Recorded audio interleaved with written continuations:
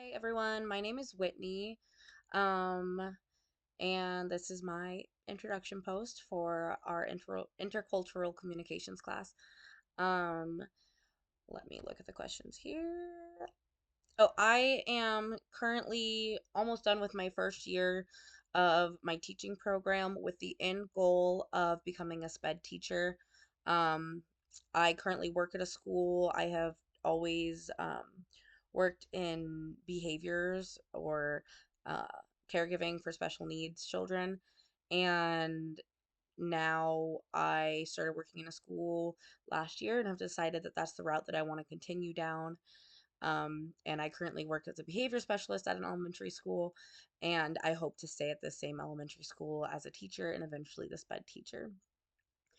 A time that I had to communicate interculturally, I'd say the biggest one, and this it sounds like an obvious one, I took a 3 week long Europe trip when I was in my early 20s, and that was a lot of intercultural communication.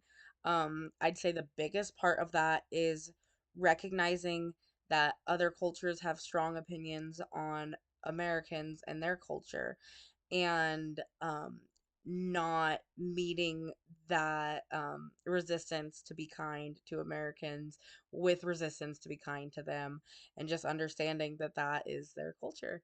Um, and overall, it was a joyous experience, and I enjoyed trying to communicate with people who I didn't speak their language, and a lot of them spoke very minimal English, and it I I felt like it was honestly in a weird way a good way to build a relationship where you have to, it's almost like communicating with a child that you can't understand, because you have to have understanding and acceptance and work together to solve whatever problem you're trying to solve or say whatever you're trying to say, and it builds a connection.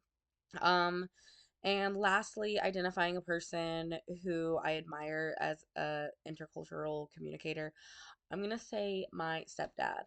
Um, because he came into my life when I was 13, and I had lived a very different life than his daughters, who are the same age as me.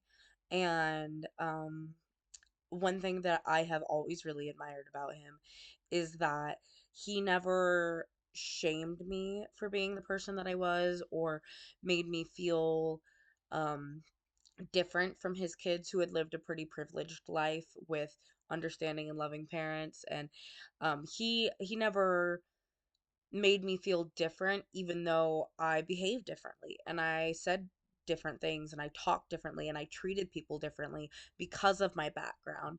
And although that's not technically intercultural, I'd say that he's like that across the board. He is someone who doesn't jump to assumptions or blame people without having the whole story. Yeah, I look forward to this class with you guys, and I hope you have a great week.